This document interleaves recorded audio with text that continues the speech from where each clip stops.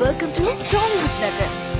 Baahubali 2 Baahubali 1 climax లో కట్టప్ప అమరేంద్ర బాహుబలిని తానే పొడిచానని చెప్పడంతో ప్రారంభమవుతుంది. తరువాత మిగిలిన స్టోరీని బాహుబలి కొడుకైన శివుడికి చెప్తాడు. కాలకేయుణ్ణి యుద్ధంలో అంతమొందించడంతో శివగామి తీర్పు మేరకు మాహిష్మతి రాజ్యానికి అమరేంద్ర బాహుబలి రాజవుతాడు. రాజ్యపీఠం తన కొడుకు బల్లాలదేవకి దక్కకపోయేసరికి బిజ్జలదేవ కోపంతో రగిలిపోతాడు. అమరేంద్ర బాహుబలి పాలనలో మాహిష్మతి సామ్రాజ్యం సుఖ సంతోషాలతో తులతూగుతూ ఉంటుంది. మాహిష్మతి రాజ్యానికి సమీపంలో ఉన్న కుంతల రాజ్యం ఉంటుంది. దానికి దేవసేన మహారాణి. రాజ్యంలో ఆమె చెప్పిందే వేదం, చేసిందే చట్టం. కుంతల రాజ్యంపై చిన్న చిన్న రాజ్యాలు జరిపే దాడిని దేవసేన సమర్థవంతంగా ఎదుర్కొంటూ ఉంటుంది. ఒక అనుకోని ఘటనలో దేవసేనను అమరేంద్ర బాహుబలి చూస్తాడు. అక్కడి నుండి వారిద్దరి మధ్య ప్రేమ మొదలవుతుంది.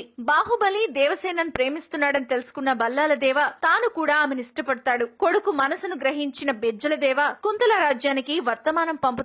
దేవసేన నిరాకరిస్తుంది. బాహుబలి బల్లాలదేవ వ్యవహారంపై బిజ్జలదేవ శివగామితో చర్చిస్తాడు. సొంత కొడుకైన బల్లాలదేవుణ్ణి రాజును చేస్తానని మాట ఇచ్చి తప్పావని శివగామిని ఎత్తుపొడుస్తాడు. కనీసం మన కొడుకుకి ఇష్టమైన దేవసేనను నువ్వు పెంచిన బాహుబలి కూడా ఇష్టపడుతున్నాడు. ఈ విషయంలో కొడుకుకి ఏం న్యాయం చేస్తావో చెయ్యి అంటూ నిలదీస్తాడు. ఏం చెప్పాలో తెలియక శివగామి ఆలోచనలో పడుతుంది. తన అన్న ప్రాణాలు తీసిన మాహిష్మతి రాజ్యంపై కాలకేయుడు తమ్ముడు నింజా అంటే చరణ్ దీప్ క్యారెక్టర్ పగతో రగిలిపోతూ ఉంటాడు. కుంతల రాజ్యం నుండి విధేయుడు బిజ్జలదేవ పంపిన వర్తమానానికి ప్రతివర్తమానం తీసుకుని మాహిష్మతి రాజ్యానికి వస్తాడు. బిజ్జలదేవ పంపిన వర్తమానాన్ని కుంతల రాజ్య రాజు తిరస్కరించినట్లు చెప్తాడు. ఆ సభలో విధేయుడిపై బల్లాలదేవ దాడి చేయబోతే బాహుబలి అడ్డుకుంటాడు. విధేయుణ్ణి కాపాడుతాడు. దీంతో బిజ్జలదేవ సభలో గొడవను రాజేస్తాడు. శివగామి ఏమీ మాట్లాడకుండా జరుగుతుందంతా చూస్తూ ఉంటుంది. దేవసేనతో పెళ్లి విషయాన్ని తన తల్లి శివగామి నిర్ణయానికి వదిలేస్తున్నారని,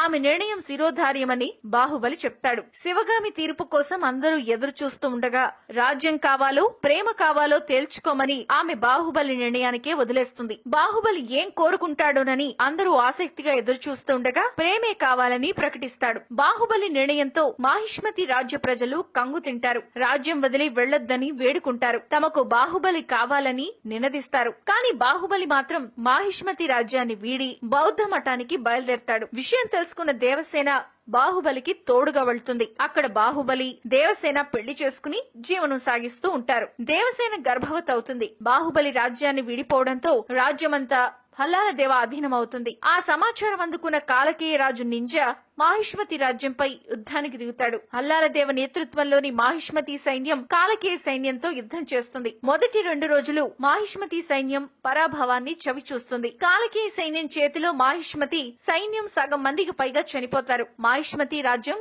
కాలకేయ వశం కాబోతున్న తరుణంలో శివగామి బాహుబలికి వర్తమానం పంపుతుంది. గర్భవతి అయిన దేవసేనతో కలిసి బాహుబలి మాహిష్మతి రాజ్యానికి వస్తాడు. కాలకేయ సైన్యంపై యుద్ధంలో మాహిష్మతి రాజ్యానికి కుంతల రాజ్యం సహాయం చేస్తుంది. మరోవైపు బాహుబలి తిరిగి రావడంతో మాహిష్మతి రాజ్యాధికారం తమ చేతి నుండి ఎక్కడ జారిపోతుందోనని బల్లాలదేవుడు బిజ్జలదేవుడు భయపడుతూ ఉంటారు. బాహుబలిని చంపాలని మాహిష్మతి రాజ్యానికి నమ్మిన బంటులా ఉండే కట్టప్పని బల్లాలదేవ బిజ్జలదేవ ఆదేశిస్తారు. రాజు చెప్పిందే వేదంగా భావించే కట్టప్ప అందుకు అంగీకరిస్తాడు. యుద్ధంలో కాలకేయ సైన్యంపై మాహిష్మతి రాజ్యం విజయం సాధిస్తుంది. యుద్ధ సమయంలోనే బాహుబలిని కట్టప్ప వెన్నుపోటు పొడుస్తాడు. బాహుబలి మరణ వార్తతో మాహిష్మతి రాజ్యంలో విషాద ఛాయలు కమ్ముకుంటాయి. దేవసేన 9 నెలల నిండు గర్భిణి కావడంతో శివగామి దగ్గరుండి చూసుకుంటుంది. బాహుబలిని ఆదరించిన వారందర్నీ బల్లాలదేవ హింసించడం మొదలు పెడతాడు. తనను కాదని బాహుబలిని పెళ్లి చేసుకున్న దేవసేనను చెరసాలలో బంధిస్తాడు. దేవసేనకు బిడ్డ పుట్టడంతో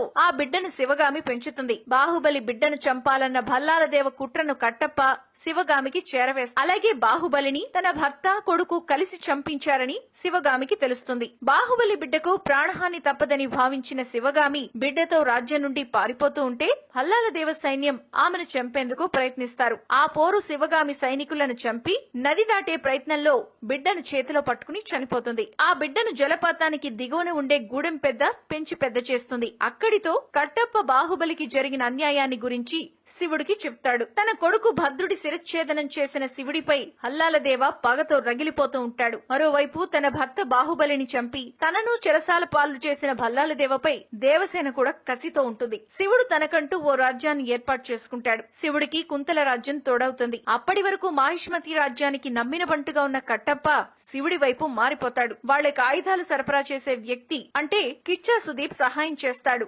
శివుడికి మాహిష్మతి రాజ్యానికి జరిగిన పోరులో భల్లాలదేవ్ ఓడిపోతాడు. దీంతో మాహిష్మతి రాజ్యంలో అందరూ చూస్తూ ఉండగా భల్లాలదేవుణ్ణి చితి మీద పడుకోబెట్టి దేవసేన సజీవ దహనం చేస్తుంది. కొడుకు మృతిని తట్టుకోలేక బిజ్జలదేవు కూడా కన్ను మూస్తాడు. ఇక శుభం కార్డు పడుతుంది. అయితే సోషల్ మీడియాలో వైరల్ గా మారిన ఈ స్టోరీ పక్కా బాహుబలి 2 స్టోరీ అవునో కాదో తెలియాలంటే 2017 ఏప్రిల్ 28 వరకు ఆగాల్సిందే. ప్రస్తుతానికైతే స్టోరీ బయటకు రాకుండా దర్శకుడు రాజమౌళి చాలా జాగ్రత్తలు తీసుకున్నారు. చిత్ర యూనిట్ సభ్యులను కూడా ఆయన పూర్తిగా నమ్మటం లేదు. కొంతమందితో మాత్రమే సినిమా లైన్స్ ను చెప్పి వారితో చేయించుకుంటున్నారట. ఈ వీడియో గనుక మీకు నచ్చితే లైక్ చేయండి లేదా సబ్స్క్రైబ్ చేయండి. మొహమాటం లేకుండా కామెంట్ పెట్టండి. Thanks for watching.